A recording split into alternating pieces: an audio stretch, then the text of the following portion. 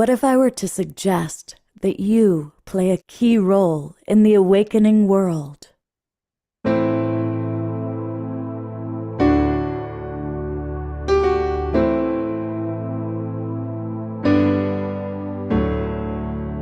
that you are watching this because you have heard the call.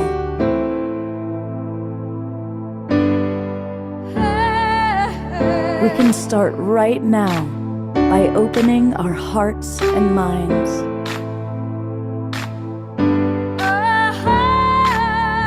Welcome to the awakening world.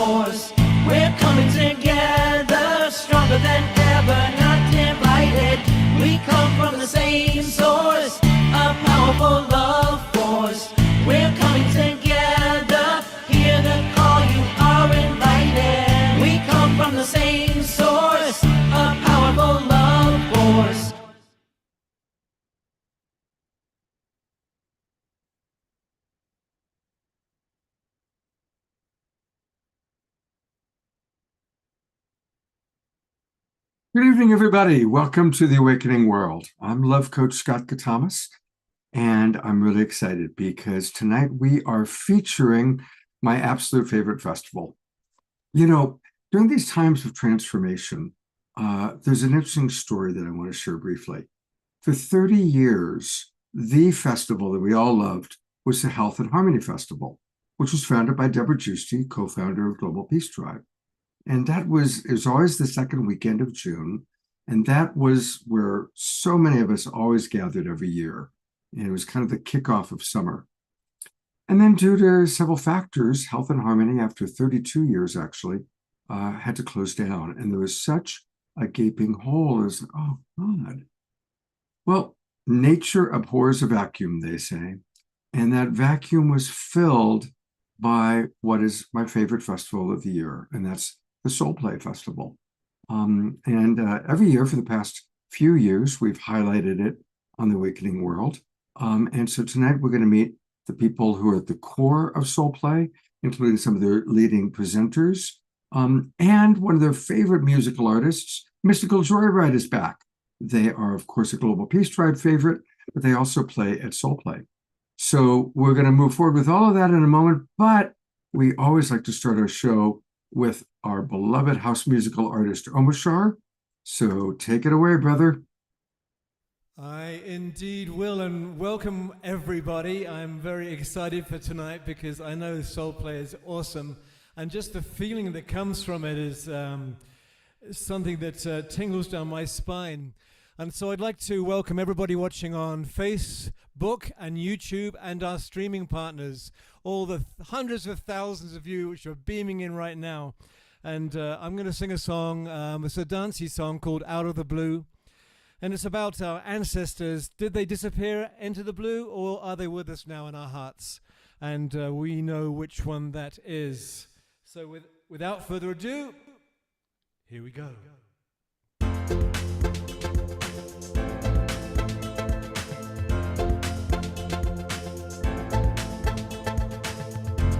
Whatever happened to the ones that came before? Did they just vanish into the blue?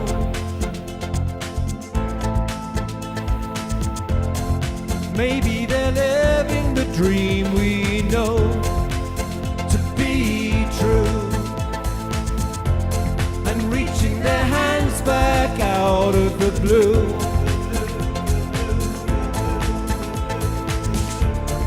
Heart is so ready to embrace all that's new.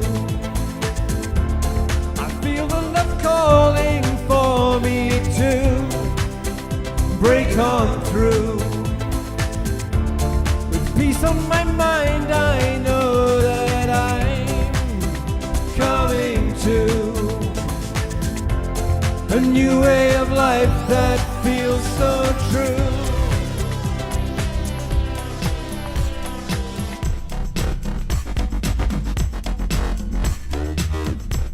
Ba-da-dum, ba-dum, bum, ba-da.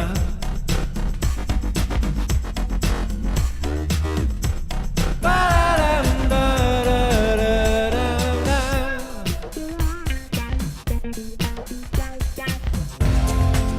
There's nothing here to hold me back from you. The clouds of my life have blown away. My lightness of being lifts me every day. I find myself feeling not so blue. My heart is so ready to embrace all that's new. I feel the love calling for me to break on through. With peace on my mind, I know that I'm coming to a new way of life that feels so true.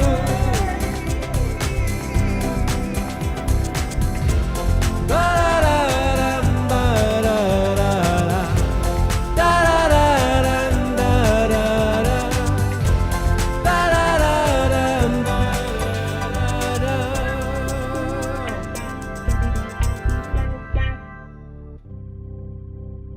Woo-hoo-hoo! All right. Removing all the spots. Here we go to gallery view. Hello, everybody. Let's give a big twinkle to Omashar It's for me. a rocking and rolling song to get us off to a beautiful start. Thank you, thank you, thank you. Oh, I love that song. I love that background of you. That's the AI. Actually, I'm trying to work out how I've got all zoomed up, but this is, of course, the tour at Glastonbury with my brother on the keyboard behind me and some lovely fake lighting in there, which is always great. And my understanding that was AI's impression of you. Well, it was, yeah. We asked for the impression of. Hang on a minute, I'm going crazy here. Let me get straight. Oh, phew. There we go. It was. We went into the paid Chat GPT, and they brought up and a guy with long hair, beard, standing at the tour at Glastonbury, playing his keyboard with his heart wide open, and it came up with that image, which is pretty amazing. And then I just put on top of it I put it into iMovie. And then where has it gone? Somewhere here. Meow. It's amazing what we can do these days. And just put on top of it this thing. I just superimposed this on the back of it. And it came up with an amazing, it's so amazing. I can just do it sitting here at home. Anyway, thank you. Thank you. And Omashar, of course, will be back at the end of the show and throughout the show. All right. So I get to introduce the two beings who, I was trying to say women, but then I want to be gender appropriate. So the two amazing beings who are at the core of this wonderful festival. I was blessed to be at the very first Soul Play Festival. In fact, the very first event that ever happened, I facilitated the very first event of the first festival. Anyway, point being, I've watched Soul Play grow and grow and grow, and it's an amazing, it's way more than a festival. It's a community. And you're going to really get a chance to experience that as we get to meet Holly Brulette, who I am now adding, and Misha. Both of you, I have so much respect for both of you. I've known you and have watched the evolution, and there's a lot more evolution that's taken place. So I would love for each of you to share a little bit about your history with Soul Play, how you came in, and how you've watched the baby grow. And I guess the baby now is a teenager. It's true. It's true. Thank you, Scott, for those kind words. Yeah, my name's Holly. I have been with Soul Play. I remember Scott from the very beginning. Um, yeah, it was lovely. It's lovely to have you along this ride with us. Um, I started off with Soul Play during its inception 10 years ago. It was my second official festival that I helped to produce, and I've just been growing with it ever since. We kind of set up our programs to support growth with our participants, but of course, as producers and humans ourselves, we also grow through the journey. And for the first 9 years, I produced it with Romy Ilan. And just last year, Romy stepped down and made space for the wonderful Misha Bonaventura to join us. Thanks, Holly. Yeah, it's been amazing to uh let just step into this role with you and see how how we can co-create Soul Play together and vision into the future of what it might be like. I'm going to come in and acknowledge a couple things that I've observed. First of all, Holly is amazing at attracting great presenters and really keeping the vibration very high. And then speaking of keeping the vibration high, I don't remember what the exact title was, but for many years, Misha was at the central core of making sure that when issues came up, people would have a chance to express themselves, but in a compassionate way and to feel felt and heard. And I know that there were, at least as I was around, multiple times where, while other people were off enjoying the festival, Misha was in her tent or in her, yurt, really helping people sort out the stuff that comes up at a festival like this. And one thing about Soul Play is that it is a completely sober festival. It's not drugs or alcohol fueled. It's consciousness fueled. It's relationship fueled. Many of the presenters are leaders in the field of relationship and consciousness. So I really appreciate how both of you have been at the core of creating that and maintaining it. And I'd just love for you to kind of catch us up on where the teenager is now, and what maybe this year's festival is going to be focusing on. If there's a theme or some of the presenters you're especially excited about. Yeah, I would love to say something.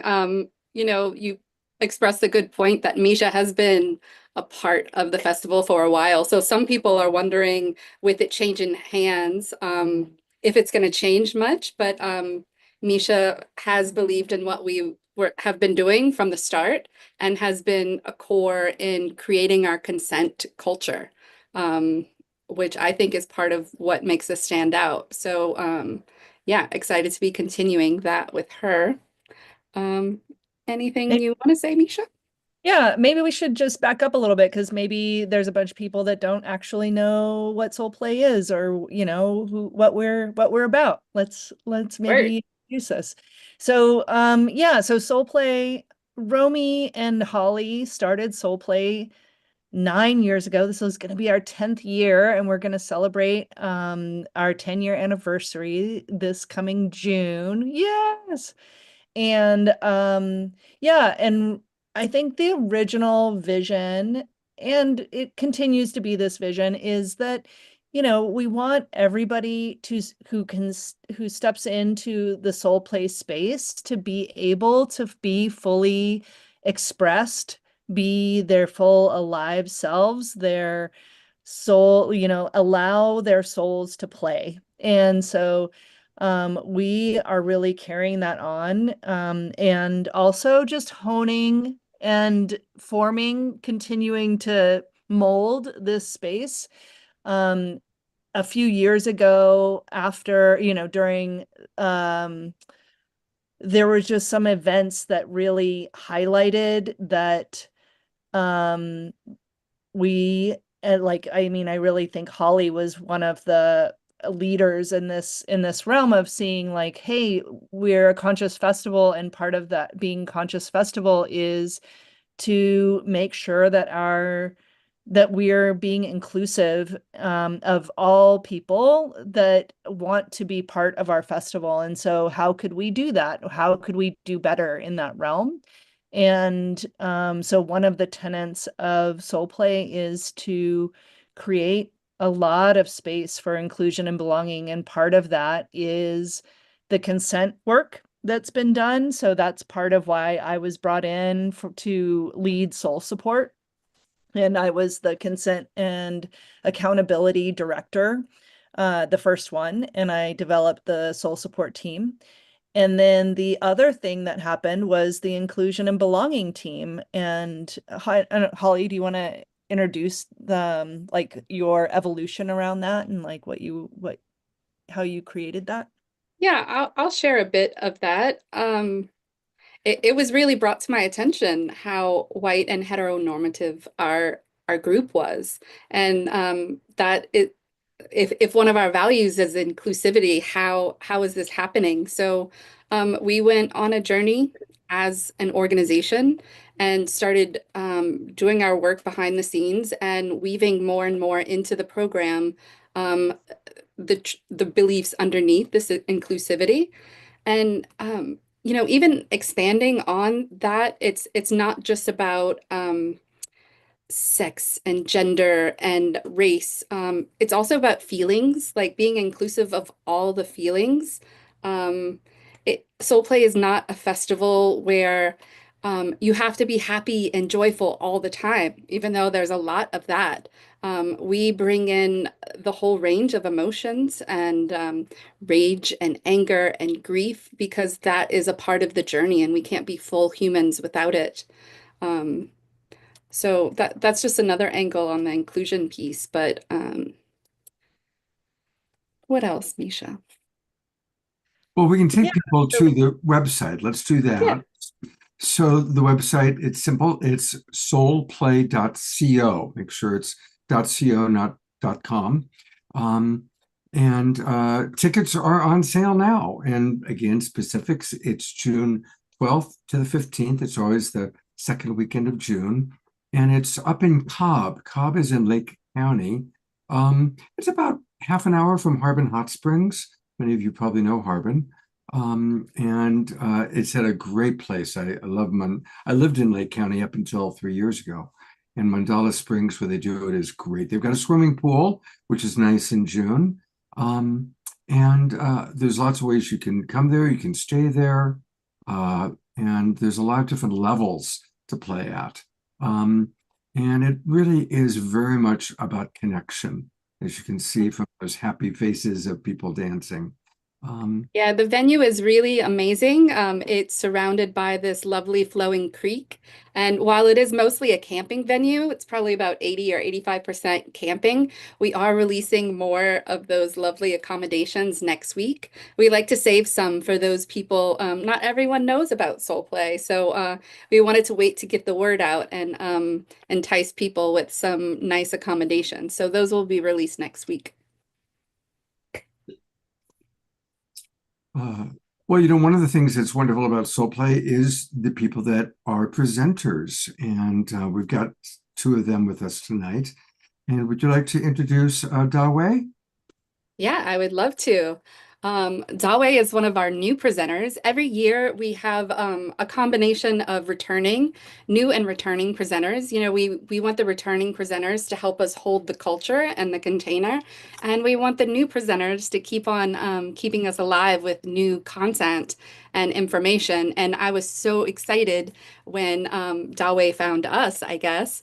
And what he introduces, the two workshops he's offering at Soul Play this year is Rage Club.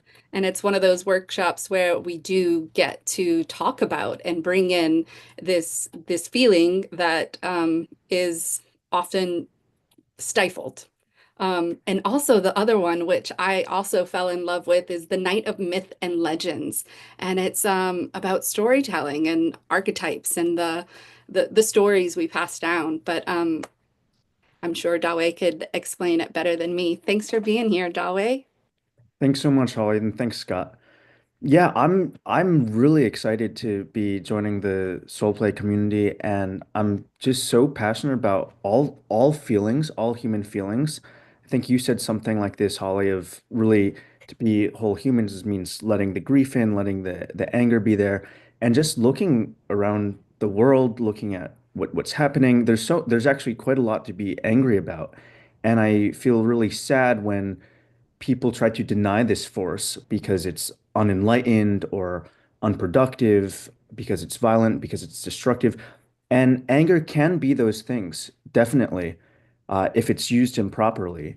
And the purpose of Rage Club is really to provide as safe a space as possible without any shame or without any judgment for what's really happening in somebody's heart, and for them to be able to feel and express in often unpretty, kind of immature ways sometimes is how people's anger comes out because we don't have any practice. We don't have spaces where it's okay to really say the things that are on our hearts.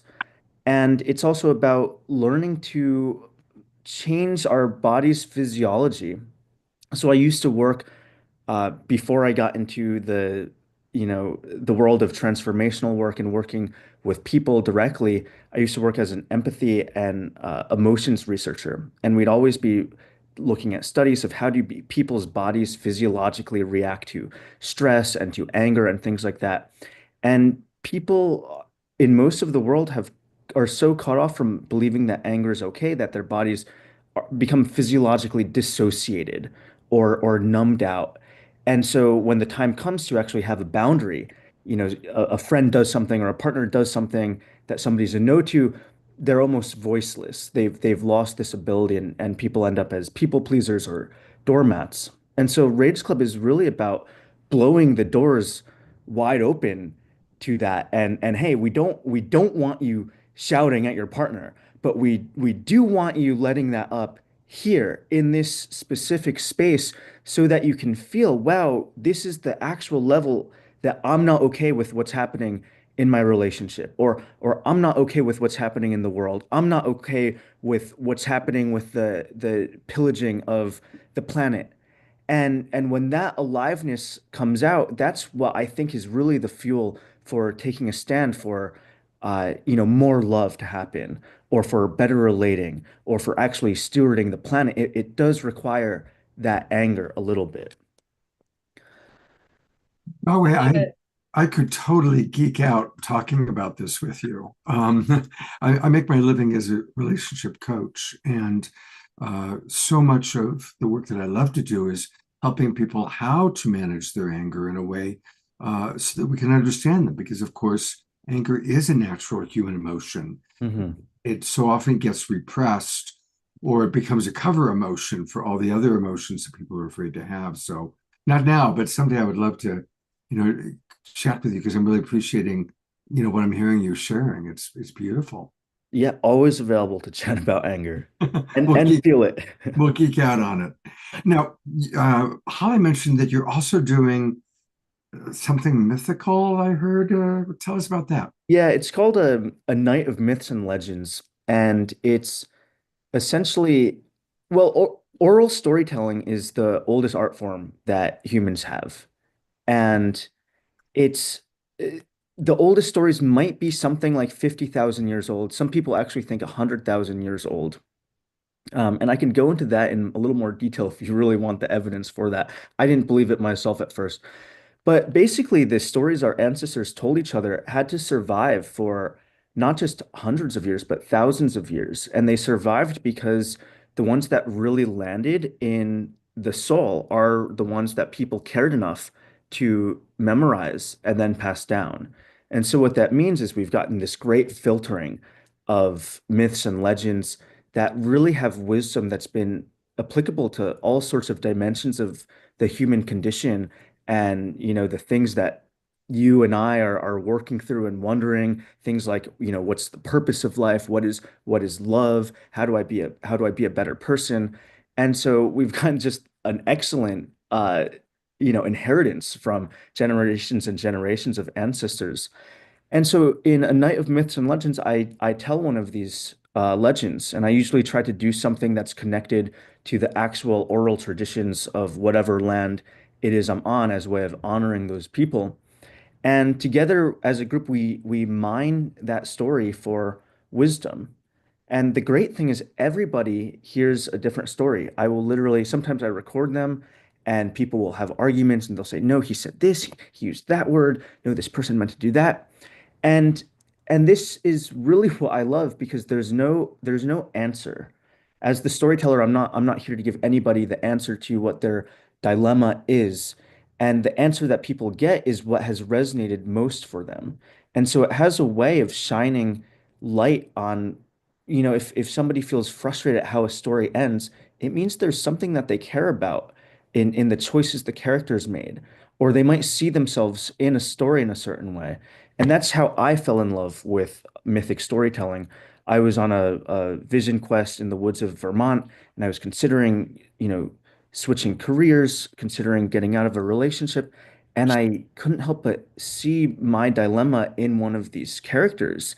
And I was just hating all of the decisions this character was making. My stomach was twisting in knots, and I really didn't want to see it. And it was really undeniable, just the way that this story could show me what I was doing.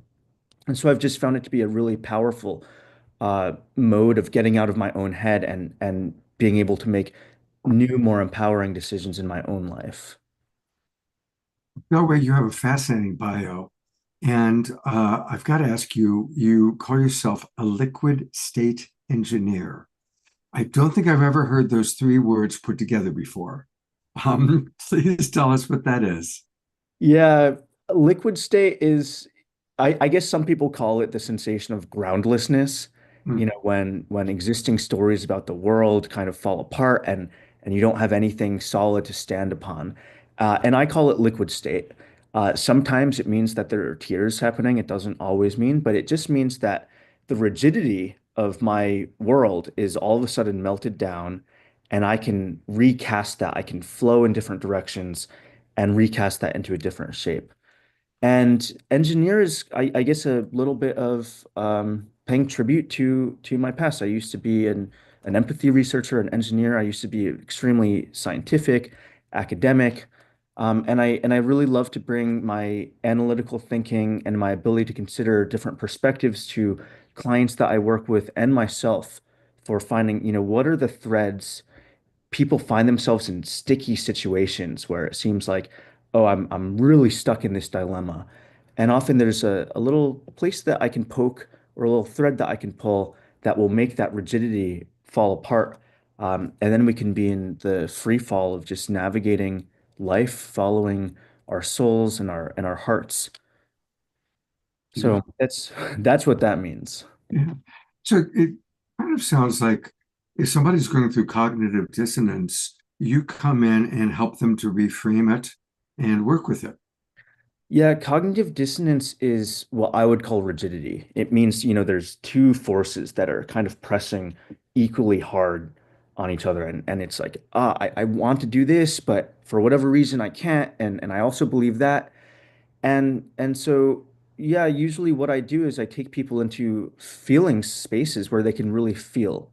And that's often what's happening is the mind believes I have to do X, and the heart, the feelings body wants to do something else. And our culture has biased the deck immensely in favor of the mind. And not that there's anything bad about the mind, but people usually come to me because they sense that there's something else that they're wanting. And so I create a space where they're empowered and where there's really not any shame or judgment about what the heart wants to say. And then when we level the playing field and we have the two voices speaking equally, then a real decision gets to be made. Yeah. Well, there's a question that came into the chat box for you. And the question is, where is it? It was from Omashar, and now there's so many chat going on, I'm having trouble finding It it. was about are there any tips that you have for when somebody comes into your space and perhaps disses you or character assassinates you or whatever, and you just go into freeze? And I'll speak personally, I just go into have in the past just gone into freeze, and it's so been so sideswiped that I just go numb. There's nothing. There's nothing in my brain working until that situation has gone away, and then maybe a day or two or three later, I go, what the heck? Why didn't I just at least state where I am? And so that this has been a thread through my whole life. And I used to blame it on being British and stiff upper lip and all that. But however, it's a character trait which it doesn't serve me anymore. And so Hmm. the thought is, are there any tips, or is there something that you can do in the moment when somebody comes up to you and disses you in some way or other? And for me, my mind just freezes, and my heart and my gut might clutch, but I have nothing to say, but I really should. And then more often than not, I'll just let it go away. And then 5 years has gone, and I go, well, what's the point now? Um, Hmm. Yeah, I can speak for quite a bit on this. The thing that's really benefited me is making sure that I'm centered, really like in my own sense of presence, uh, nearly all the time. When I'm really centered, I can realize I don't want to take in whatever energy is coming my way.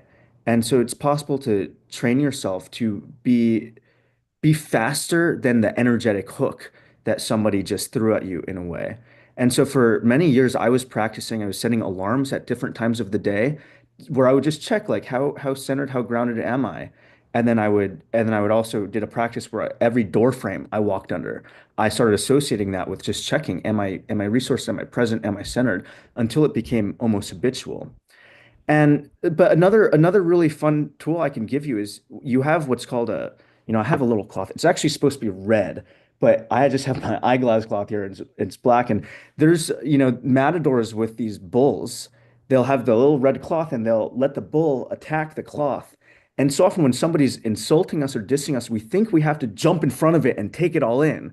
And so I really encourage you to try this. Just in your pocket, pull out that like imaginary red cloth and you just sort of step to the side as somebody's doing that because you can tell when somebody doesn't have something good or kind or supportive to say, and you just kind of dangle your red cloth there and you step aside and you actually let the energy pass right through you and it you don't sounds, have it sounds like an Aikido move.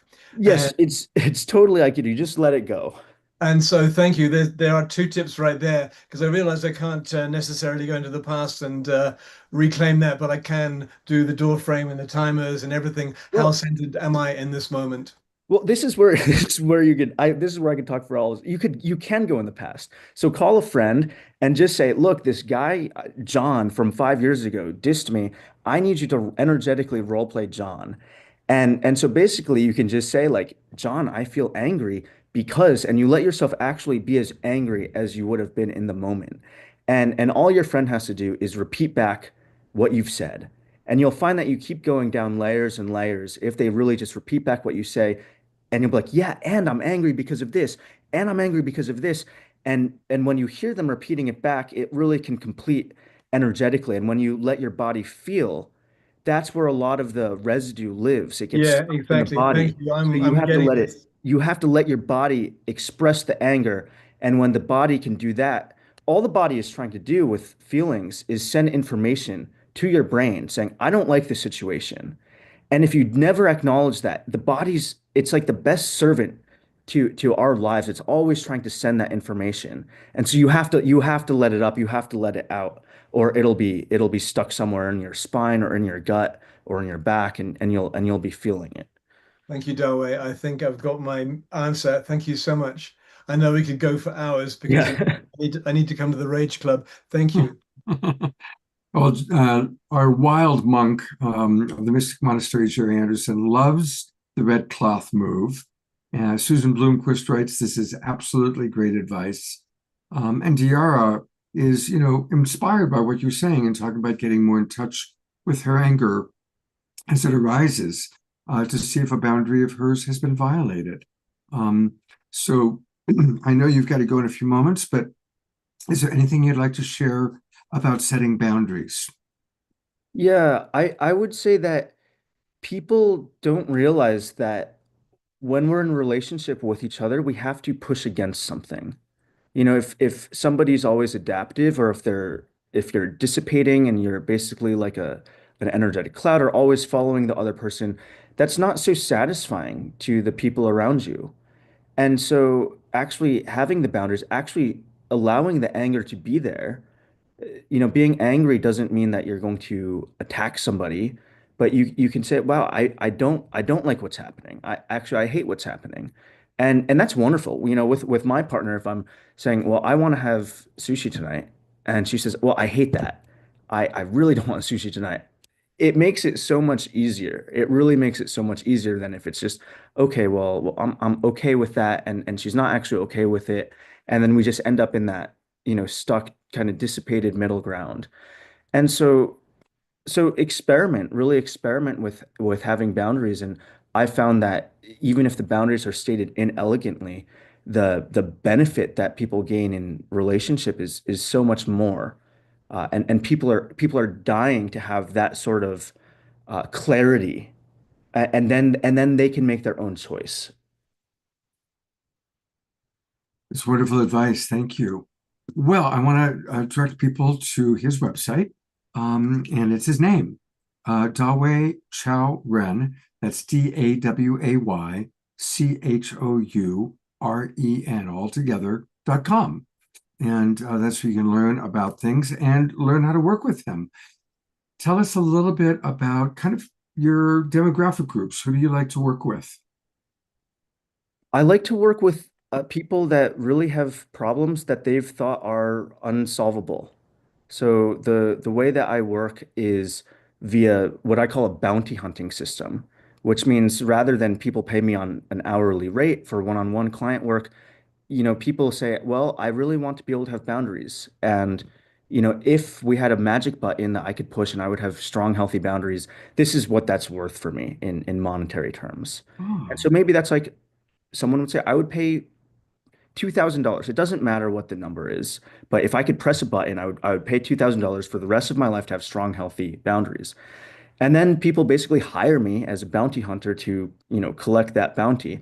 And then people only pay me when they decide that they've gotten it. And I usually like to have people pay me 3 months or 6 months afterwards so that they're actually really confident that the change that we've created has stuck around. And I really love this because sometimes I've had sessions where I can have something click for a person, and in 30 minutes, we're done. And that's where an hourly rate doesn't really make sense.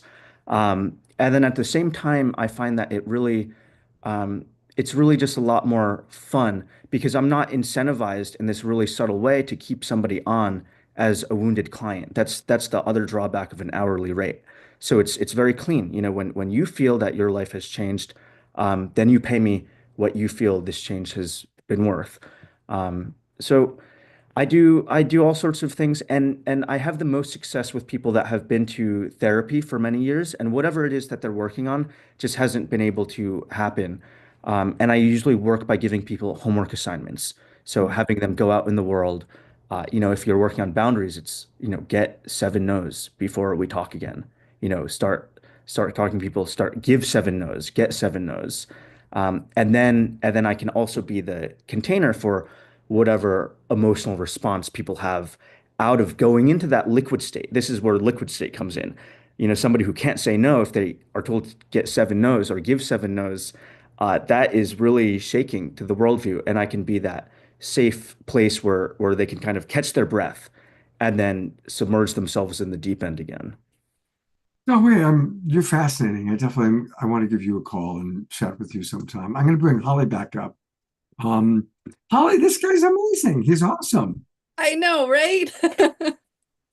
Even my dog I is agree. excited about Dawei. She just jumped in. Yeah. Hi, pups. Oh, that's awesome. Well, so Dawei is the best way to reach you through your website? Yeah, or email, which is, daweichaoren@gmail.com. Okay. Same spelling as my website. Okay, great. Well, thank you very, very much. And it's great to meet you. And I definitely would love to have a chat with you and hopefully see you at Soul Play. You will see me at Soul Play. Yes, I'll look out for you. Thanks so much, Scott. All Thank right. you, Holly. Thanks. Bye-bye. Well, Holly, I want to share the next experience with you because we both love Mystical Joyride.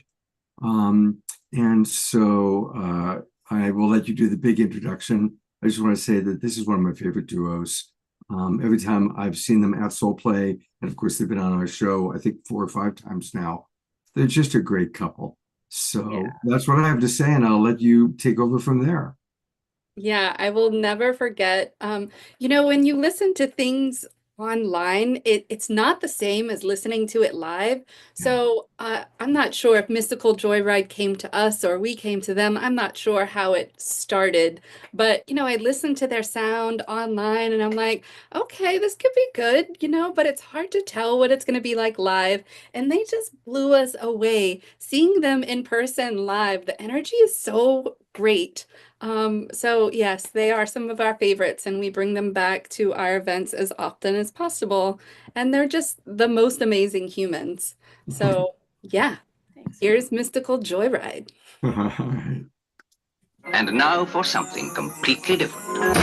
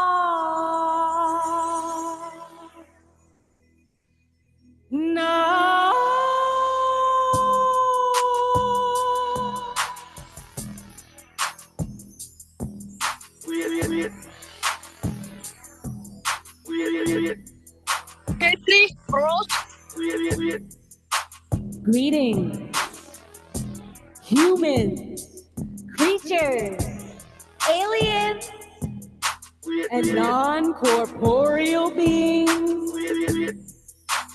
Travel with us to another dimension. Open your hearts and your minds. Welcome to the Joyride. Let's get weird.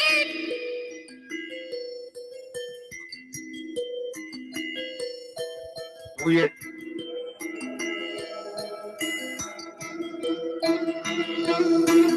Weird.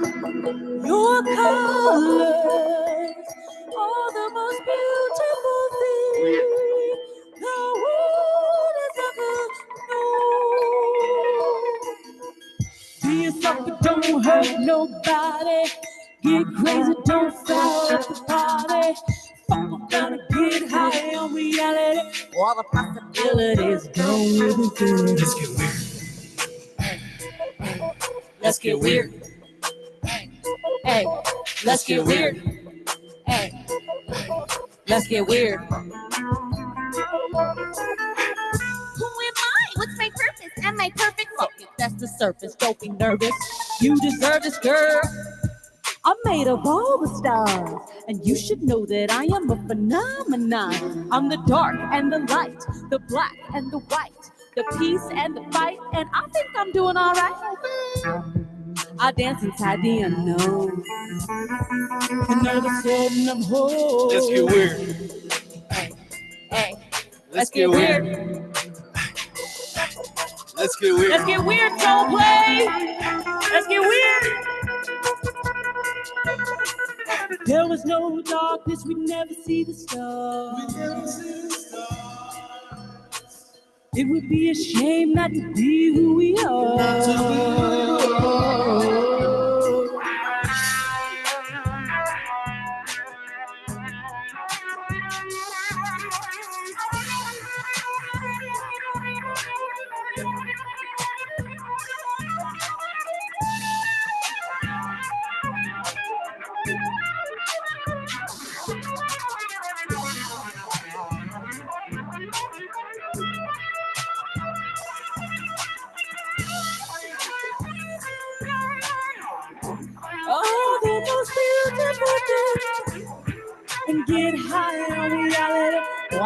possibilities. Go with infinities. Let's get weird. Let's get weird. Let's get weird.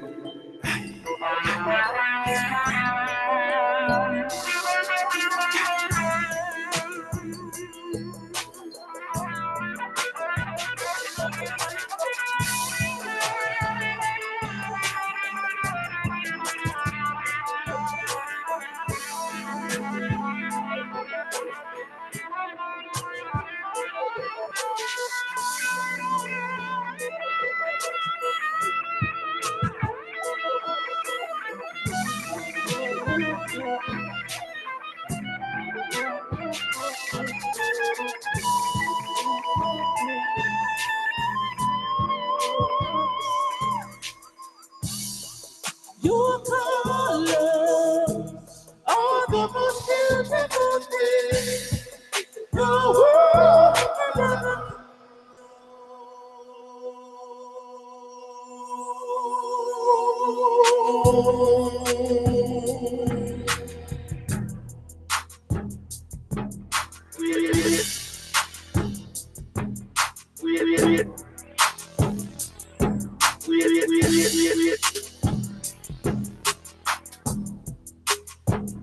Awakening World Soul Play. Let's get weird.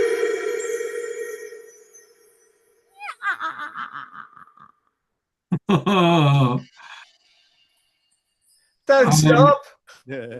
I know I don't want to interrupt her, but let's do some twinkling. And that was, I think everybody's just kind of still stunned. Everybody's still in like frozen mode.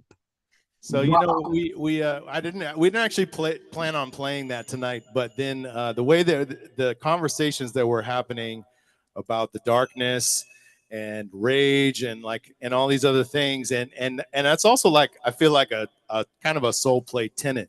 Let's get weird. Let's explore the edges, the darkness, the parts that feel, a little bit like I don't know. But there's a amazing meme I saw recently that it had said there's where you are, there's the idea, and in between that is cringe. So it's just like you have to experience sometimes some of those places, and that song kind of came from that place. I love it. I love how playful you made weird. And it is a very soul play kind of thing, because at least my imagining of soul play, my experience, is that it's where people can be truly who they truly are. A safe place to be who we are, to take down the mask, take down the thing, and be real. It's what we heard Dawei say about all emotions being welcome, if it's anger or even rage, and definitely being weird. Misha, I loved what you wrote in the chat box. I'd love for you to share that. Yeah, I often describe myself as a full spectrum human, and I'm really loving bringing more and more full spectrum experiences at Soul Play. So like the weird and the silly and the rage and the, we're not just, I don't think consciousness is just about being like, overly kind of like present or whatever. It's being present with all of the things of life, and like being able to be with all of it, and like the weird is so much part of it. Thank you, Mystic Joyride. Thank you. Yeah, you're amazing. You got us dancing. It's so good. Move our bodies. That's what Mystical Joyride is all about. Our friends, the Galactivators, they're another group, and they have a term we love to use, which is sacred silliness. Yeah, love that. Like, that is good. Play, soul play. That's the other thing. Soul play. That's right. Let's just soul play. That is the tagline we've been pushing, or we really landed on, is we play with a purpose. Because everything feels weird at first when you try something new, but if you call it play, and you don't take it so seriously, and you're just trying these things on, that's the easiest way to grow. I'll never forget the first time I was at Soul Play. I definitely, it unlocked another a tile, like blocking the, let's say there's like, you have like tiles covering you, blocking the sun. It like removed one of those tiles for me. Like I could let more light in and like really be myself. And you take that into the world. When you leave a festival, you bring that into the world. So it really is, it genuinely is authentically medicine. So thank you for what you do, Holly and friends. Yeah. I remember when I met you at Soul Play, because you had been on the show online, but I hadn't met you in person. And then Remember you and your little doggy. she was just on my lap a minute ago. Yep, absolutely. Absolutely. Well, Mystical Joyride's going to be back in about 45 minutes for one more song. But now we get to meet one of the other amazing presenters. Oh, and I do want to let people know how to find you. My gosh, I got so excited. Their website is very easy to find. It's mysticaljoyride.com. And that's where you can learn all about the things that they provide. They've got some great availability, and you can see where they're playing. They're going to be in Joshua Tree. They're going to be at the Forest Festival in Santa Paula. They're going to be, of course, at Soul Play. Soul Play. They're going to be in North Carolina. You know, we've got a lot of people in North Carolina, actually. It's at least on their website it says Soul Play affiliated. Bliss Boogie is like the homies, right? No? Okay. Well, I would say that they are inspired. Yeah, no, Bliss Boogie, yes, no, they are. They were inspired by us, and they've come to Soul Play, and yeah, Bliss Boogie is our sister, a sister festival. Right. Is that the one that Romy helped? Yeah. And yeah, this is their second year. And Y'all are inspiring people. Yeah. Our friend Kai went to Soul Play and decided she needed to bring that to the East Coast too. So y'all might be able to franchise it out a little bit too. Yeah. Absolutely. And I want to just acknowledge a lot of wonderful comments in the chat box from our audience, all about being weird, definitions of weird, and just again, thank you for making it safe for us to all acknowledge how weird we are. You know, my father, he was a wise man. And when I was about 16, he puts his arm around me and goes, son, as you grow older, you're going to discover that everyone in the world is crazy except for you and me. And frankly, as you're getting older, son, I'm beginning to wonder about you. Waka waka. So there it is. We all have our own forms of crazy, weird, and Soul Play is a place where you can come and be that. So, nice. All right, we will see Mystical Joyride in a few minutes, but right now I would love for you to introduce Hema. I'm so glad that Hema's with us tonight. Yeah, I would love to. Hema is another one of our favorite core presenter members, and we also pulled her onto the team this year. She's a holistic empowerment mentor that helps clients reach their full potential, and she also teaches about classical tantra and from her traditions and not the westernized neo tantra. So she is a great source to get that truth. And she is also, we pulled her on the team this year for our inclusion and belonging team. She is our incident lead. So she is the one who makes sure whenever anyone has a problem that we bring it to some kind of solution or completion. Or if you have trouble with me or Misha, the angels that we are, you could also go to Hema to get support. So thanks, Hema. Thanks, Holly. I'm excited to be here, and thank you, Scott, also. It's really an honor. And I just want to point out, I've been on the team for a few years now for inclusion and belonging. So this is not the first year that I'm on there, but first year as the inclusion and belonging incident lead. And this is my, I think, 5th year. I was thinking about it earlier today, 5th year at Soul Play. And I'm going to tell you, I am committed, heart and soul, no pun intended, to Soul Play. You know, my first time when I came as a participant, and I think it was during COVID or one of those pandemic years. You know, they all kind of blend together, and I was hooked. It was the quality of care that the organizing team took for people like me, for participants. is particularly with respect to COVID and testing and all of that. And then just everything, the people that go there, the connections that I made, just listening to Mystical Joyride. I am imagining myself in front of the fire at night, like dancing to Mystical Joyride. It just takes you right there to the energy of soul play. So to me, you know, soul play is, I put it in the chat, is like the best festival around. And there's just so many reasons why I love it so much. So I'm excited to be part of the team, have been on it for a few years. And it's just because I believe so much in what Soul Play stands for, and particularly around the inclusion and belonging. So I'm going to share with you that the one moment where I got completely hooked on Soul Play, I mean, apart from all the other great things I've just said, was when I found out that there was a BIPOC, so Black, Indigenous, People of Color, BIPOC pool party.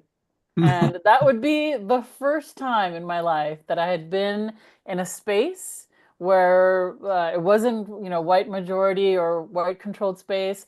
And it was an experience I'll never forget. It was also my birthday that year. Every year it kind of is my birthday at Soul Play. But that year the Soul Play fell on my birthday, and it was just life-changing for me, I would say. Really quite moving. So yeah, I'm excited. I'm excited to be here. What will you be presenting at Soul Play this year? Yeah, well, there's a variety of things that I'll be presenting this year, and I think Holly and I are still in some discussions around that, but I'm going to be leading what I call a heart connection ritual on Thursday evening. So after everybody arrives and you've set up your tents or found your cabin, you know, people are craving connection. They want to get to know people. And in this day and age, particularly, we need to be connected to people. We need to feel a sense of belonging in person. And Zoom can only do so much. And so I lead, it's based on Neo-Tantra, but it's basically a circle where we get to really go deep with each other, and you get to meet a whole bunch of different people, really drop into your somatics and into your body.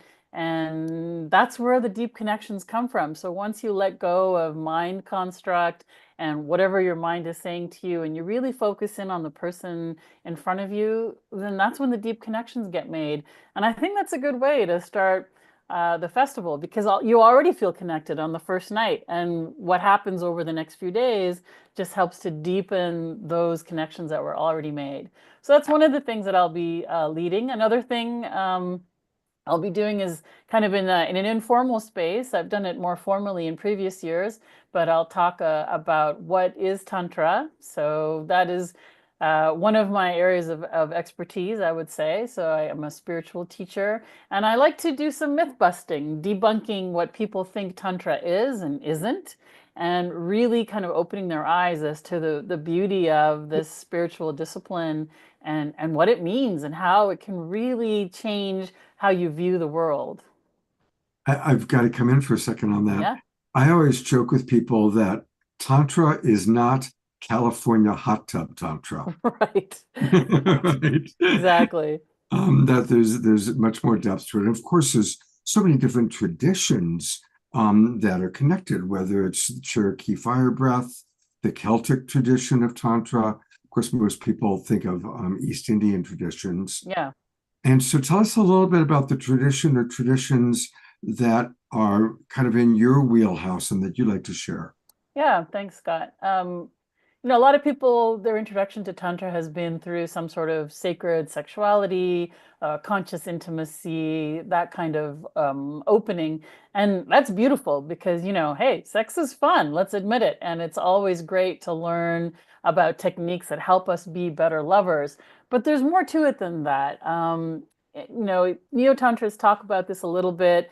The difference with classical Tantra or any of the other Tantra traditions is that the end goal is really about enlightenment. It's really about non-attachment. And so there's different paths, different ways in which you can get to that. And the Tantra from the one that I study is actually a Kashmiri Saivism, which was originated in Kashmir, but it's come from the south of India that my family is from. And I've been raised in that tradition. And so I'm very familiar with all of the practices. And really, the practices are sublime. They're beautiful, and they really help you get into a centered space. So this conversation around rage we had before, I was going to put it in the chat, but if one does their spiritual practice and continues to do that as a discipline, there's nothing that can phase you. There's nothing that can put you off center because you're so centered and grounded in yourself and so centered and grounded in experiences that are bigger than you. So connecting with a higher power, as it were, that you can keep your center. You can keep your equanimity in all situations. And that's a tall order for a lot of folks. I mean, we are human after all, but it is achievable through consistent and regular practice. So that's the beauty of Tantra. And then there's a whole philosophy around non-dualism that talks about how we are all just connected through energy force. We are all just facets of the divine. So that, it's like a hand with different fingers. Scott, you just happen to be the thumb and I'm the index finger, but we all belong to the same hand. We all belong to the same one. So there's, some interesting ways to look at the world once you realize that we're intimately connected like that as per the tantric tradition. So it kind of gets rid of, this good and bad notion that we get in Judeo-Christian religions, and it looks more at, well, what is in this moment? Can we accept what is in this moment? And then can we accept what is in the next moment and the next moment after that? So it's really sublime and and like I say, blow your mind in terms of how you view things in the default world and how we've been socialized to see things. In particular, getting rid of labels around good or bad. I try not to use those when I teach. Also, I've gotten rid of any references to male or female because that's a societal construct. And in tantric traditions, it's all about energy. So I prefer to use terms like yin and yang. And especially if we look at the non-dual tradition, the fact that we're all connected, we can all have the wide spectrum of emotions and feelings, just like Misha said. So it's, people really have been very excited and interested about that. In previous years at Soul Play, I've taught about energy work as well. So I did, for a couple of years, an energy play shop that people just loved. And it was about not only feeling someone else's energy, but understanding your own energy and being able to set boundaries energetically. So there's a fascinating exercise that I do in the play shop where people imagine where they want a physical boundary to be set. So it could be set 1 foot away from you, 2 feet, 3 feet away from you, and they're working with a partner. And so the partner tunes into their energy. And you know what? I would say, Scott, about like 8 out of 10 times, the other partner gets it right as to where the first person has put their energy boundary. So if we learn to do things like that at a more subtle level, at an energy level, that can also help us, with respect to consent, can help us protect ourselves in situations. It's just all fascinating stuff. So yeah, I'm excited to teach all of that. I've been checking what's going on some of our Facebook pages, and there's actually a question asking if there's you talked about how wonderful it was for you to have the BIPOC. Is there anything for Latin people like that planned? Well, I mean, I think the BIPOC pool party was inclusive of Latinx as well. So Oh, we had all, yeah, it was for Black, Brown, those who identify as ethnic, even if you present as white or mixed race. Yeah, it was for those, for very inclusive, for a wide spectrum of folks. So yeah, there were a lot of Latinx folks there. okay, good. Well, that will make one of our Facebook users very happy. And I see in your bio, you call yourself a holistic empowerment mentor. Yes. I love all these very unique, creative expressions of who you each are. Tell us about that. What's that mean, and what's that look like? Yeah, that's a great question. At a very young age, I had what I realize now was an awakening experience. And after that experience, like I said, I was very young, all these gifts started dropping in. So psychic abilities, what one would call ESP, I guess, in older terminology, I have the ability to see what people's traumas are in their bodies, even if they don't know consciously themselves. So what I do is I actually heal people, or I work them on a path towards healing. And I don't use the word healer because that's, I think, a little presumptuous. The healing very much happens with the person. So I'm their mentor. I show them a path. I show them ways in which they can work on removing blockages in their body, removing blockages in their life, and helping with some spiritual practices so that people can stay more centered and present in their lives, and really just showing a path and a potential way of being that can help raise people to like a higher version of themselves, a higher vibratory, higher resonance version of themselves. And that can be really powerful. I mean, isn't that what we're here to do right now? That's what the show's called, The Awakening World. I mean, this is it. It's Yes. all about raising our vibration. And, Yes, exactly.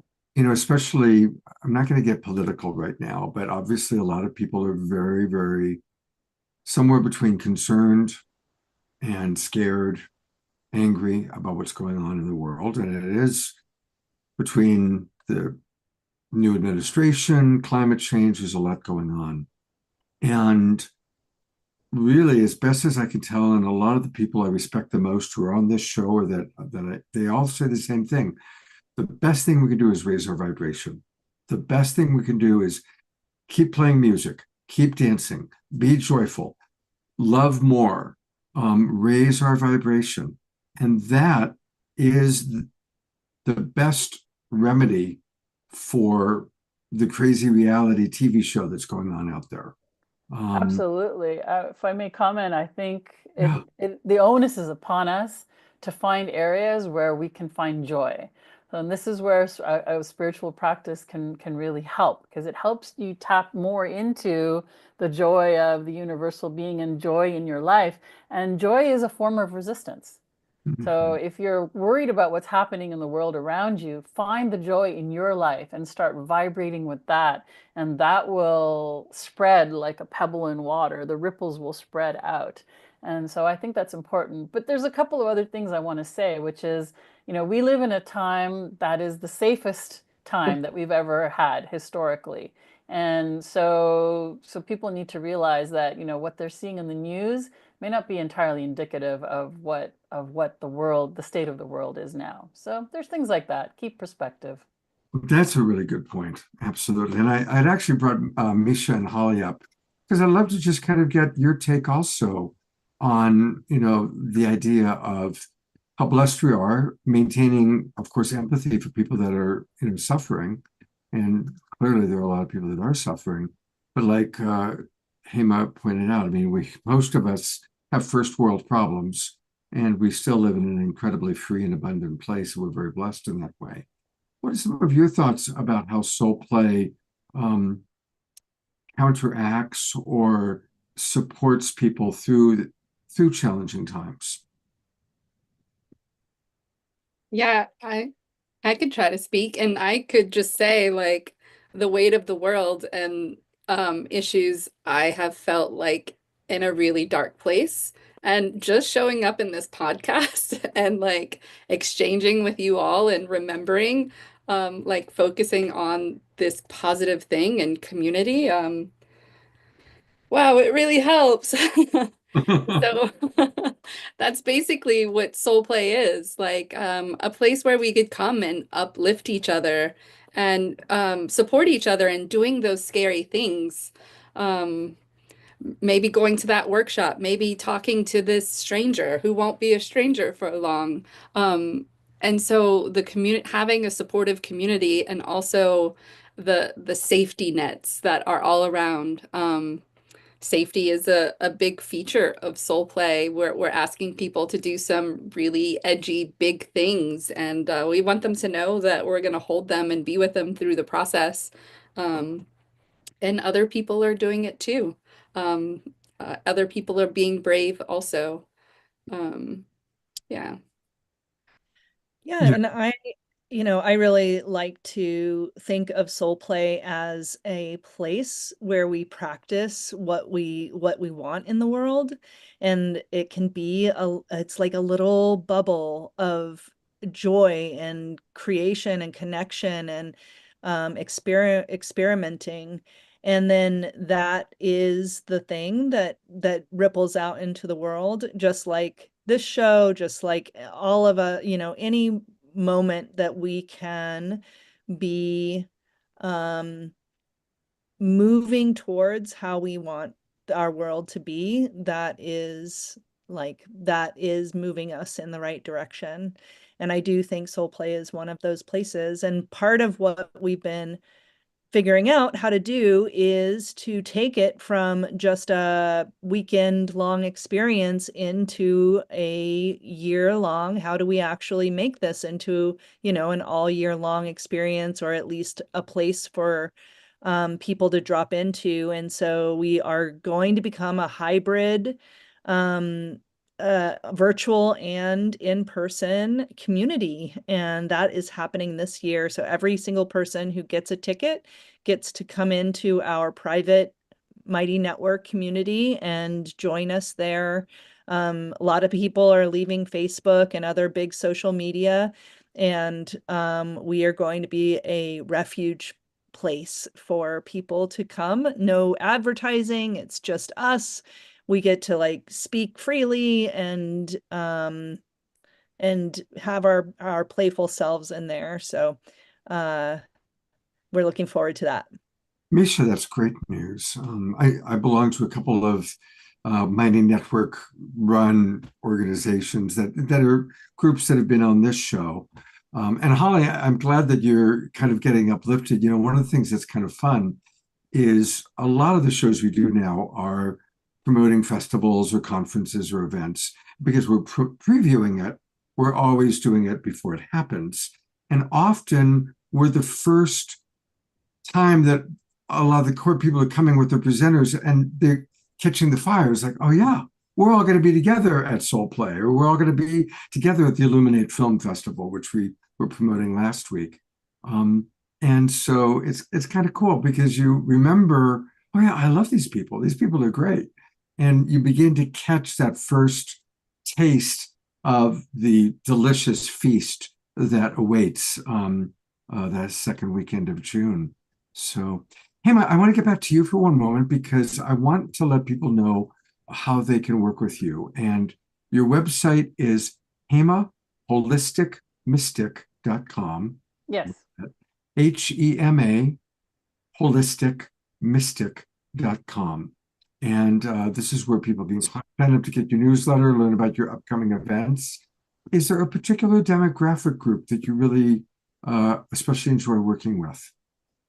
I work with folks that are feeling particularly stuck in their lives. If you feel like you're repeating the same pattern over and over again, you feel like you're dating the same person, not literally, but you've dated many people or you've been in a relationship with many people, but the same things keep coming up over and over again, or the same pattern repeats itself in your job, come and see me, because that pattern can be reprogrammed, and that pattern originates from something, stems from something, an original trauma that you may have had, typically when you're very young. And so, as I said, I have this gift where I'm able to read a person's body and know exactly what incident in your life caused that initial trauma. And we work to energetically, with energy work, remove that initial trauma and reprogram it so that you can live a completely different life. You can actually break through your pre-established patterns and create new ones in a very short period of time. So if people are interested in that and want to know how to be kind of the best version of themselves, I sell packages, typically 3 packages, 5, or 6 or 9, depending on how long you want to work. And you can book me on my website and get on my calendar. So I do initially an introduction call, try to talk to the person, see if we're a good fit, and see if what the challenges are that they're facing. And then I work a program. Every program is highly individualized because it depends on the specific person and where they are in their life and what they're dealing with. And then, like our other speaker, I also have homework. I call it soul work that I assign, and it's part of the process. to help start shifting patterns, mental patterns, energy patterns, physical patterns. And so the soul work in between sessions is really important. And people see pretty fast results with me within 3 to 5 sessions. They're finding that there have been major shifts in their life. So yeah, if you're interested in working with me, I'd be honored, and you can find all of that on my website. Fantastic. I also give soul workout to people, so it's fun. Some of those commonalities. I'm bringing Holly and Misha on one last time for you.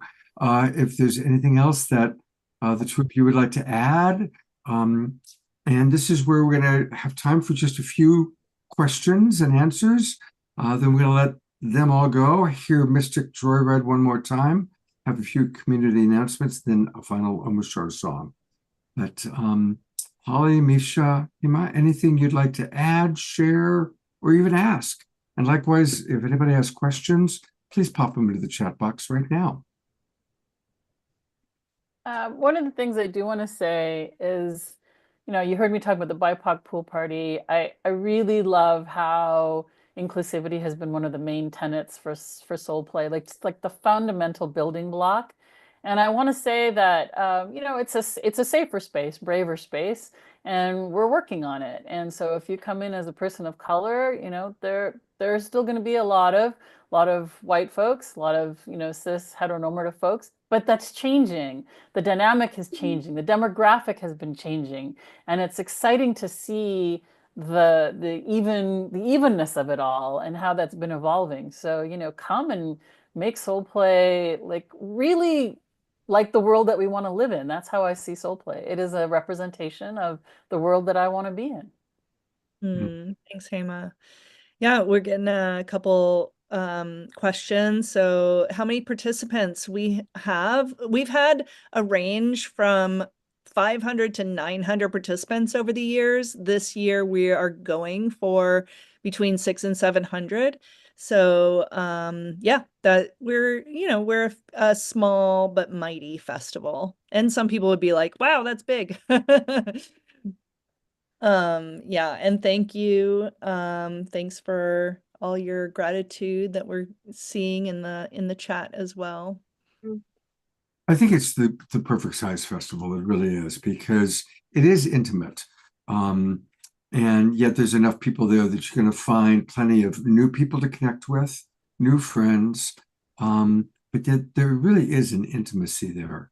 You don't feel overwhelmed. It is not Burning Man. It's, and again, I mentioned it, but there's something about a festival that's sober, that just is awesome, because there's a high. There's definitely a buzz and a high, but it's all co-created by the field of the participants, as opposed to, I find when drugs and alcohol are involved, people are in their own orbit. They're in their own realities. They're in their own bubbles. And Soul Play, it's one big collective bubble. That's I like to speak to the sober aspects. One reason we hold the sober container is for safety. When you're going this deep in consent and edge work, you want to trust where each other are at. But what you were getting to, like beyond that, what Soul Play is, that experience, that magic that you feel in your body when you figure something out about yourself, or you overcome something that you didn't think you could face before. It ignites some sensation in your body, and we just don't want that to be covered up. We want you to feel that, because having a connection to that feeling is what you're going to take with you outside of the festival, and what is going to keep changing you for the rest of your life, coming back to that feeling of like empowerment. I can do this. Beautiful. Beautiful. See what other some things that I've been really looking at lately are how sobriety and attachment work intersects.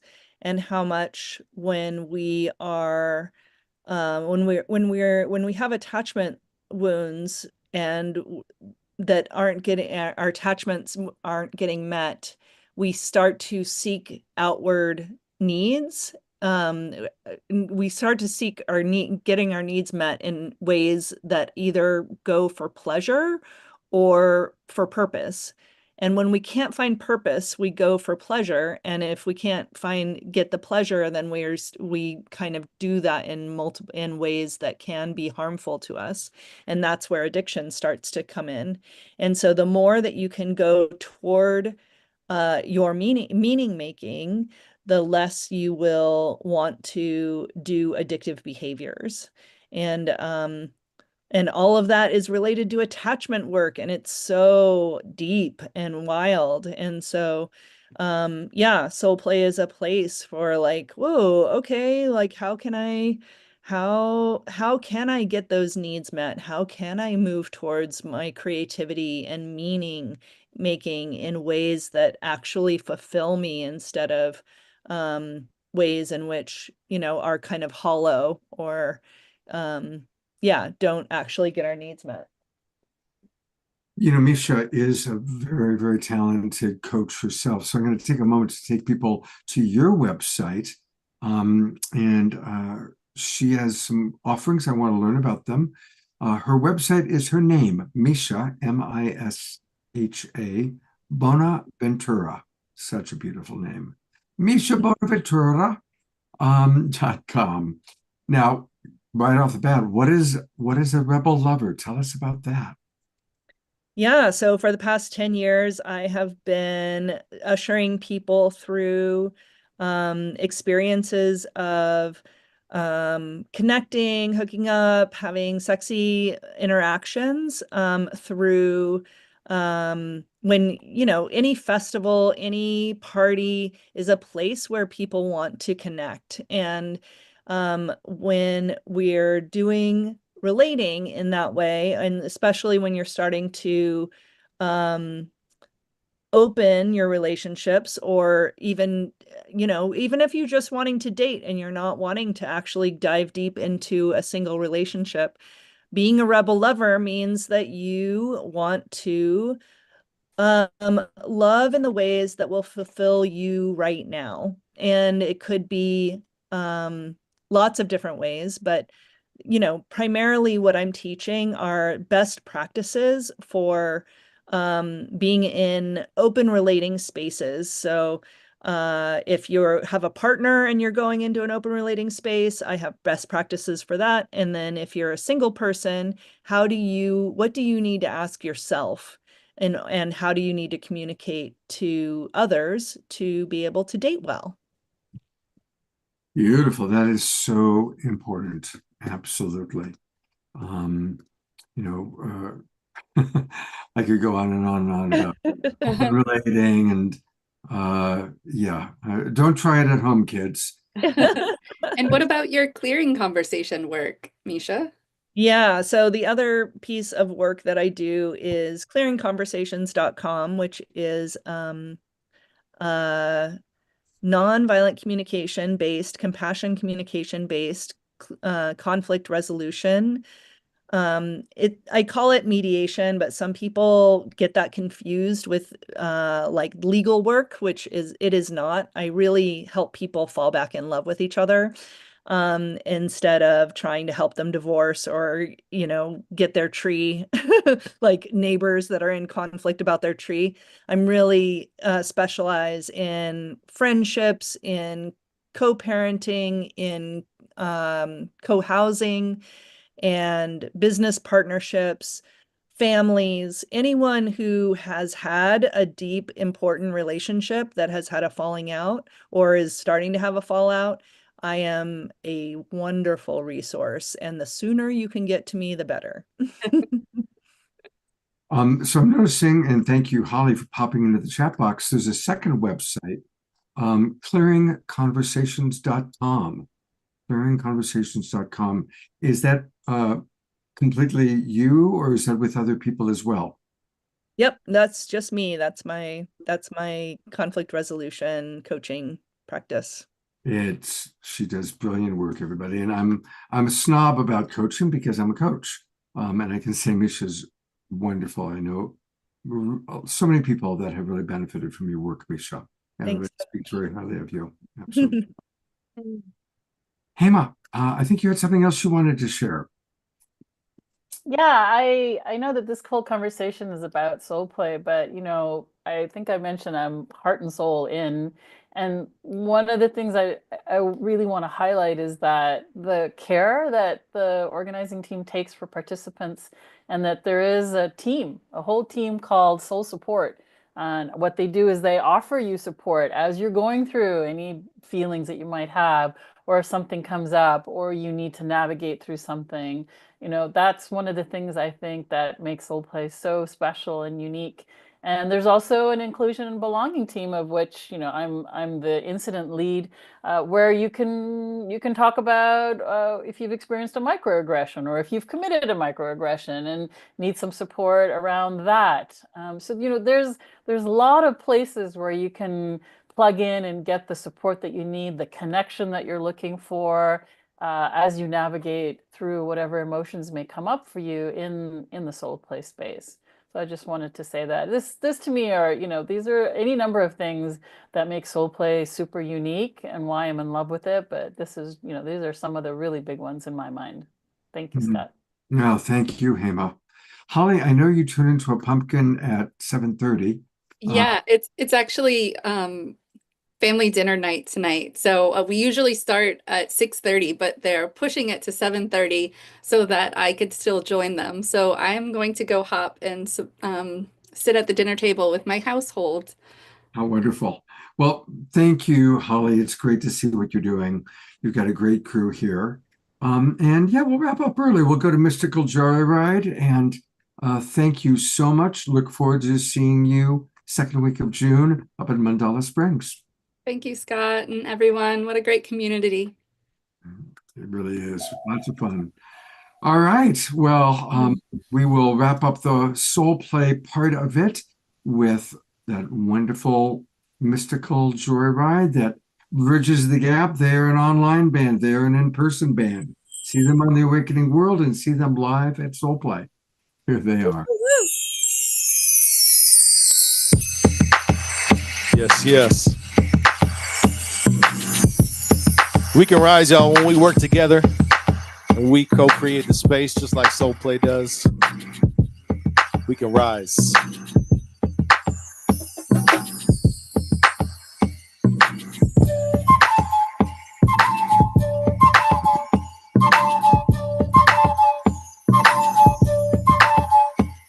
When you come up, then I come up. When I come up, then you come up. When you come up, then I come up. Yeah, we come up. Yeah, we come up. When you come up, then I come up. When I come up, then you come up. When you come up, then I come up. Yeah, we come up. We can rise. When we lift up one another, we can rise. We all rise. We can rise. When we lift up one another, we can rise. We all rise. All I do is win, win, win situations. If they don't exist, I create them. I cannot relate. When you wanna be on top, making someone else fall, I ain't fucking with oppression. There's enough to feed us all. Infinite abundance in the universe. Greed is just a function of the human curse. We break it when we make it, so nobody's naked in the cold of pushing boulders for somebody else's greatness. Take it to the next wave, paradigm shift. Relax, just exist. Don't analyze this. Catalyze bliss. Magnetize everything you wish. Share the love freely, cause it's coming back quick.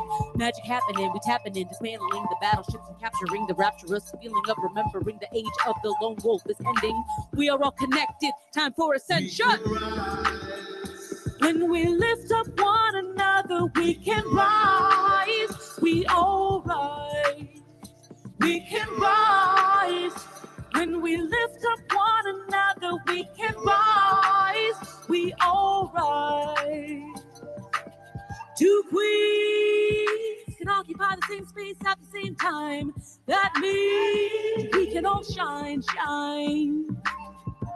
We gotta own our power. Stand tall, together, never cower. Build strength up like a power. Hard like bricks, but gentle as a flower. I gotta heal myself so I can grow up to be a force for help in my community. Community together is much better than just you and me. So let's go, LA to Tokyo. Let's go. Everyone ascending, we can rise. When we lift up one another, we can rise. We all rise. We can rise. When we lift up one another, we can rise. We all rise. When you come up, then I come up. When I come up, then you come up. When you come up, then I come up. Yeah, we come up. Yeah, we come up. When you come up, then I come up. And when I come up, then you come up. When you come up, then I come up. Yeah, we come up. Yeah, we come up. When you come up, then I come up. Then you come up. When you come up.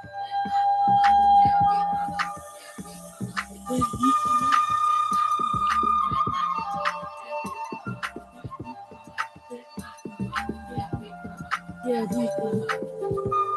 we can rise, come up, eh, oh, we can rise, come up, eh, oh, we can rise, come up, we can rise, come up, we can rise, we can rise. When we lift up one another, we can rise, we all rise, we can rise.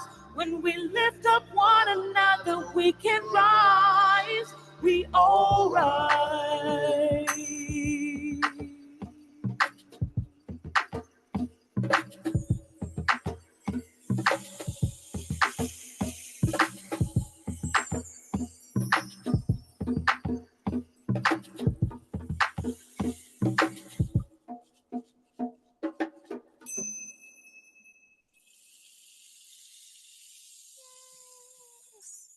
Rise up, rise up. I'm rising up to the gallery view. Let's all give a beautiful twinkle. Yay, thank you. Wow. Right back at you. You Twinkle, guys are twinkle. so cool. So cool. When you're creating your songs, how much of it comes out of improvisation? Do you guys just get together and kind of play and the magic kind of unfolds, or?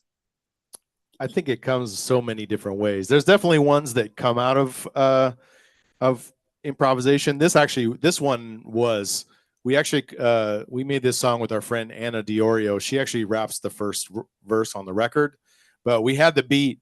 I had made the beat previously, and like we just were all jamming out together right here in the studio. This is actually the recording studio also. You can't see it. It's on the other side of the computer, but so yeah, we do that. But then like Let's Get Weird, I just had an idea. Oh, let's get weird. Hey, and then we made the beat around that song. So, it always comes different ways. And sometimes, Leah's wrote other songs on her guitar and brought it to the table. And then we turned that into a Mystical Joyride song. So I don't know, in infinite possibilities, all kinds of stuff happens.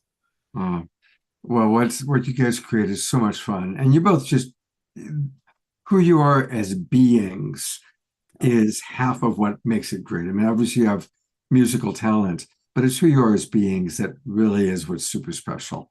So it's just great to see you. Thanks, Scott. That means a lot, and we're in great company. So, right back at you, my friend.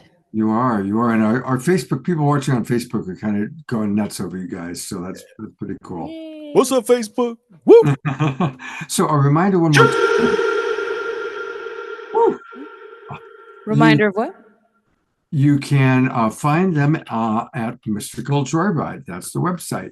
Yeah, also on Facebook as Mystical Joyride, or really everywhere on the internet. That was the one handle that was available in all the places. That's right. You're on Instagram. We were communicating on Instagram today. Yes. So we're a lot on Instagram. We're on TikTok. We're on most places. Beautiful. We try to be everywhere. We're omnipresent. You are. Love you guys. Thank you so much for being with us tonight. And I'll look forward to seeing you guys in June. That's right. Woo, Sounds good. Yeah. Soul Play. Bring the dog. I'm sure you're bringing the dog, of course, right? What's the dog's name again? She goes with me everywhere. Her name is Jasmine Bear. Oh, Jasmine Bear, they're talking about you. Jasmine Bear. Here she is. Oh, I gotta go to the world to get the full view. Here, I'll add myself here. There you are. Jazzy B. Jazzy B. Oh.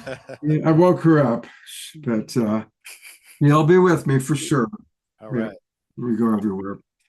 All right, you two. God bless you. Thank you so much. Thanks, Thank Scott. you. You too. Likewise. Appreciate Bless y'all. you. Yeah, wow. So, it is definitely that time of year. I guess as Global Peace Tribe announcements, just want to let you know that we've got some really wonderful live events coming up. Next week, we're going to be previewing the New Living Expo, which I know some of you go to. That's in San Rafael.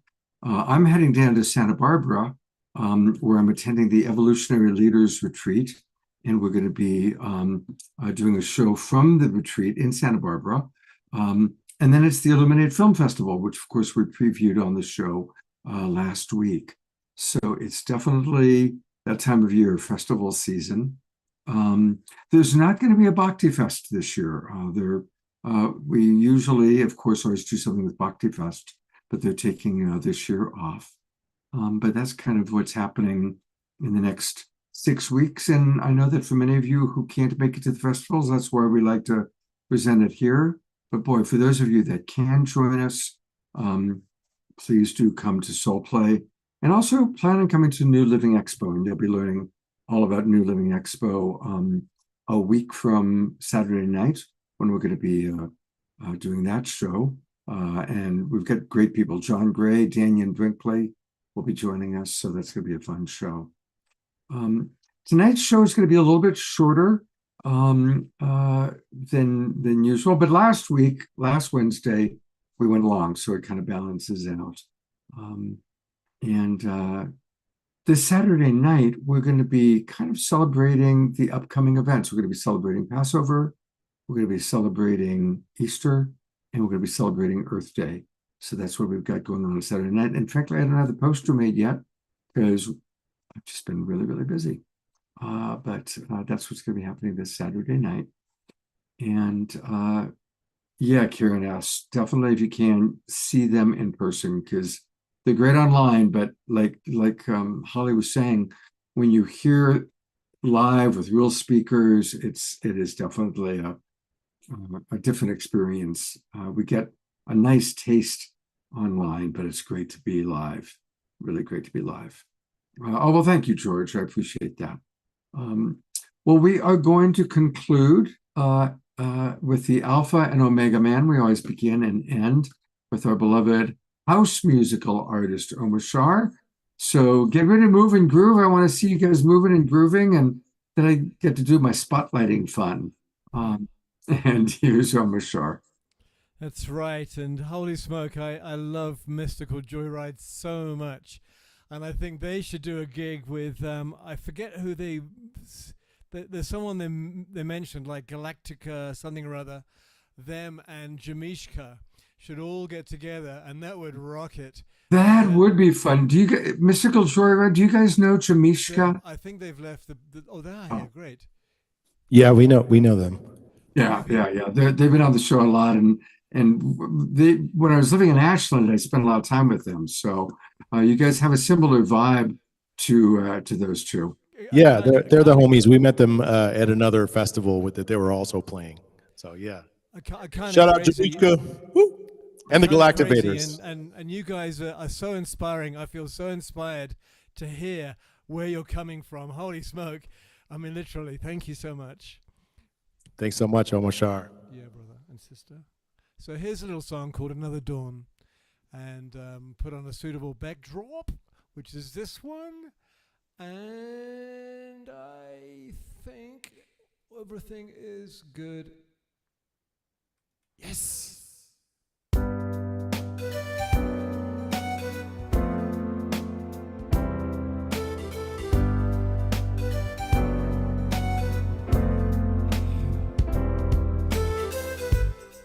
Another dawn, another day. Innocent child coming your way. I've been wondering about my life. Oh yeah, wondering about my state of mind. But then I heard, who is it for? If not for yourself,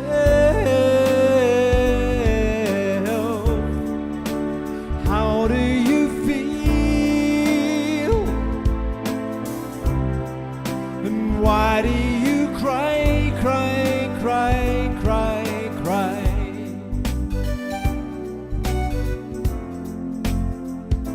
Shooby-doo-wop.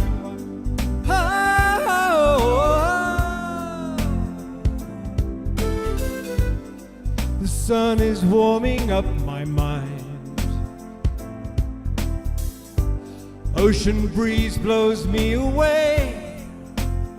And yet still, I've been wondering about my life.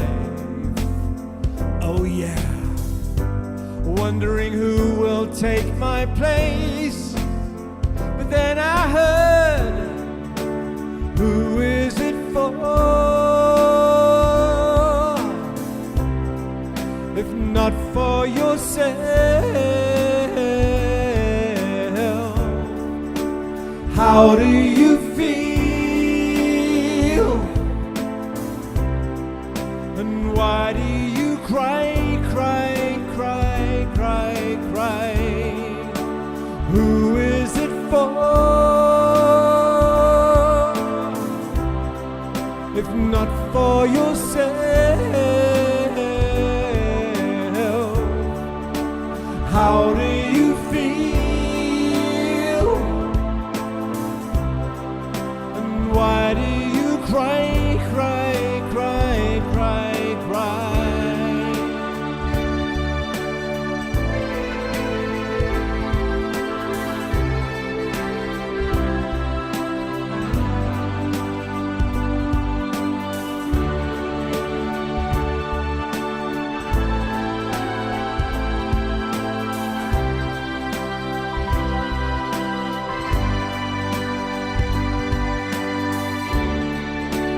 Who is it for?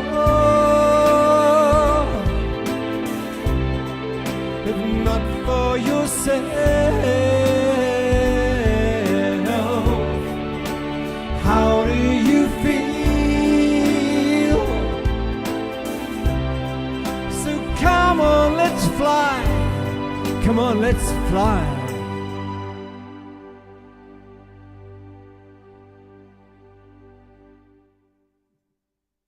Big Twinkle. I love that song. I love that song. Yeah, me too. I tell you, I think, who wrote this stuff? It just comes through, and you write it, and you record it, and you go, my goodness, that's great. Who wrote it? So the one within all of us wrote it, right? And show your arms. People were concerned. Somebody thought you had tattoos. I do. There they are. Look, there's one.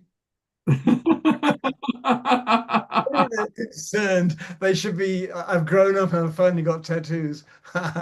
It's true, because it's funny the way that shirt shows up. It makes you look like you've got these major tattoos on your arms. I was kind of cool. Thank you very much. People were wondering. People were Yeah, good. I have mum on my right shoulder, so. Someday we'll have to have a tattoo party. Have everybody share where they have their tattoos, and there's always a story around a tattoo too. I know. I've seen yours. My mom was an itty bitty one. I'm joking. Thank you. Good night. Thank you, Omashar. I love you so much. See you on Saturday. All right. Well, let's all meet up on in person at the New Living Expo in May, at Soul Play in June, or come on down to Santa Barbara to the Illuminate Film Festival. It is fun, all these things that are happening. But of course, most of us will be meeting up online next Saturday night. Wishing you all a wonderful, wonderful few days.